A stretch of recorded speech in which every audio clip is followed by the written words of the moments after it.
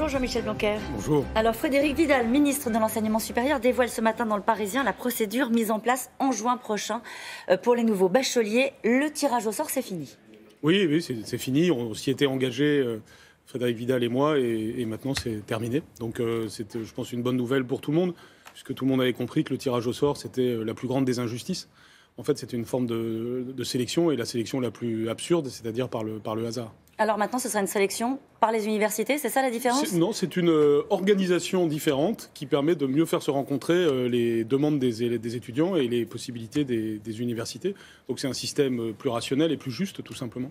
Mais il y aura une sélection sur dossier de la part des universités dans certains cas Si on veut résumer ce que ça va être, c'est un système où maintenant on met de l'humain plutôt que de mettre de la machine. Donc mettre de l'humain, ça commence en classe de terminale, avec un deuxième professeur principal en classe de terminale, dès le mois de novembre. Autrement dit, chaque élève de terminale de France a désormais 2 professeurs principaux, ce qui permet d'avoir une attention personnalisée sur chacun des élèves, puisque les professeurs principaux ont un rôle de conseil en matière d'orientation. Puis le conseil de classe aussi se met à avoir un rôle plus important qu'auparavant, c'est-à-dire que dès le premier conseil de classe de fin de premier trimestre, donc fin novembre ou courant décembre, eh bien, des conseils sont donnés par le conseil de classe en fonction des premiers désirs que l'élève manifeste. Donc tout commence déjà par une orientation plus réussie. Et ensuite, eh bien, il y a des procédures à partir du mois de janvier pour faire des vœux. Et ces vœux sont examinés par les universités. 10 vœux, oui, 10 vœux maximum. C'était 24. Et c'était 24, donc là aussi, je crois que c'est plus raisonnable. Et ensuite, les établissements d'enseignement supérieur sont en situation de regarder ces candidatures. C'est là qu'il y a un petit sujet ou pas quand vous dites les établissements... Alors, il y a un bon sujet, un vrai beau sujet. Les établissements supérieurs sont en situation d'examiner, dites-vous. Certains disent oui, mais on va avoir une sélection sur dossiers dans les facultés où il y a le plus de demandes. En réalité, le problème ne se pose que dans ce qu'on appelle les filières en tension, c'est-à-dire psychologie, droit et STAPS, donc éducation physique et sportive. Et dans ces domaines-là, on va créer des places de sorte qu'il y aura normalement des places pratiquement pour tout le monde. Est-ce que l'élève aura le dernier mot sur son orientation? Est-ce que ce sera écrit dans la loi? L'élève, bien sûr, l'élève a le dernier mot. C'est-à-dire que le choix, ce qui est garanti à chaque élève, c'est le fait d'avoir son choix respecté. C'est cela qui est important. Maintenant, on n'ira peut-être pas nécessairement dans l'université précise que l'on a voulu, mais au maximum, on fera respecter ses choix. Et comme vous l'avez dit dans le reportage, le rectorat est organisé aussi pour regarder les situations. Ce qui fait qu'on aura plus qu'on a eu. On aura, si vous voulez, les 2 gains fondamentaux. Il y en a plusieurs en réalité. Mais premièrement, l'élève est mieux orienté, mieux conseillé en amont de la décision. Et ça commence plus tôt. Donc ça, c'est important.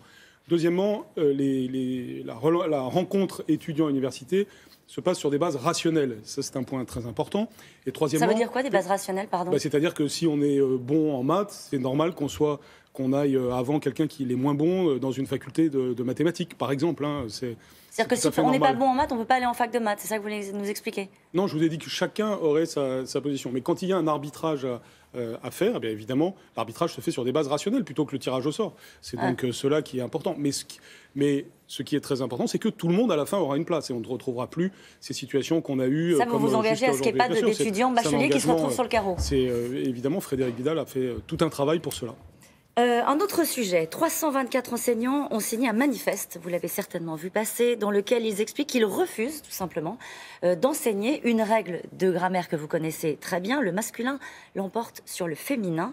Après l'écriture inclusive, la grammaire inclusive, est-ce qu'ils peuvent s'extraire parce qu'ils l'ont décidé d'une règle comme celle-ci? Non, bien entendu.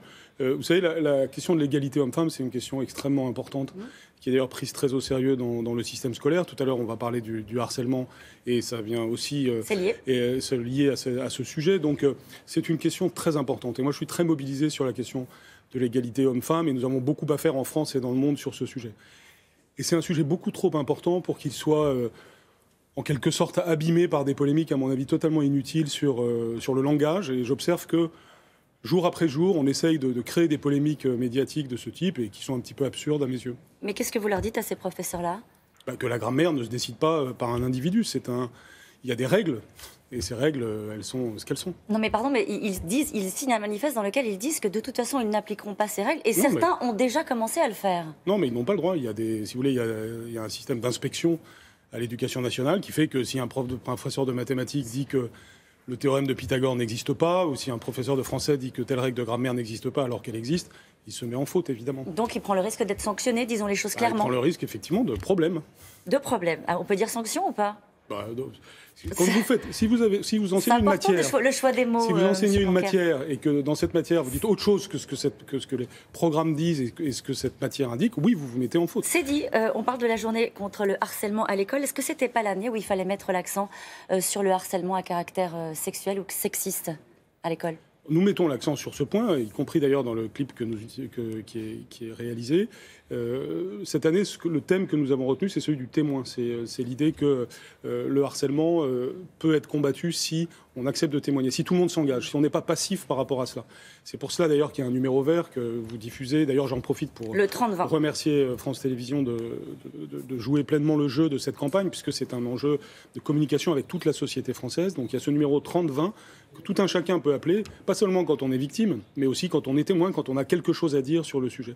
Et c'est une mobilisation, d'ailleurs, dans la vie sociale en général, et à l'école en particulier, qu'on doit avoir, parce que c'est quelque chose qu'il ne faut absolument pas sous-estimer. Ça touche beaucoup d'enfants, vous l'avez dit, on peut dire autour de 10%. Ça pollue complètement la vie de ceux qui sont concernés. Ça peut avoir des conséquences très graves. Les filles sont plus concernées par le harcèlement ? Oui, d'après les enquêtes, elles le sont un peu plus, oui. Tout à fait. Donc elles le sont en tirées sur, par exemple, quelle est la place que vous donnez à l'école sur l'enseignement, par exemple, de l'égalité entre les sexes? Puisque ça passe pas par la langue et l'écriture inclusive, par quoi ça peut passer? Ça passe par la vie quotidienne, par le respect. Vous savez, je dis toujours que ma priorité, c'est l'école primaire et qu'à l'intérieur de cette priorité, il y a lire, écrire, et donc il faut que la grammaire et le vocabulaire soient parfaitement enseignés, compter et respecter autrui. Respecter autrui, ça englobe évidemment cette question de la lutte contre le harcèlement. On doit tout simplement se respecter, quels que soient nos sexes, nos origines, etc. Et donc, mais vous considérez que l'école a un rôle particulier à jouer dans ce domaine-là? Ah ben bien entendu. Ouais. Je pense que, encore une fois, l'égalité garçon-fille doit se vivre au quotidien. Et l'ensemble des adultes qui travaillent dans l'établissement, pas seulement les professeurs, sont responsables dans la vie quotidienne, y compris dans la cour de récréation, de la lutte pour cette cause qui est fondamentale. Merci beaucoup, Jean-Michel Blanquer. C'est à vous. Merci Caroline, très bonne journée à tous les deux.